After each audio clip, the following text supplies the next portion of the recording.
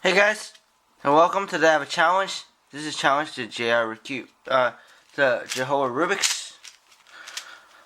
So it's to solve a Rubik's Cube using gloves. Wow.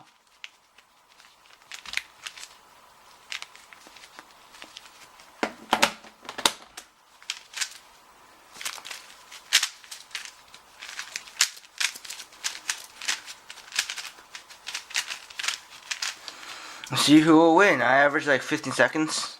So it's I think it's pretty fair match.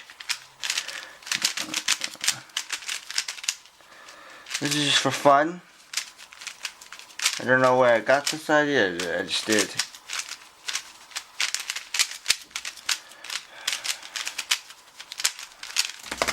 Yes! Sub 20! 19.86. That's better than I expected.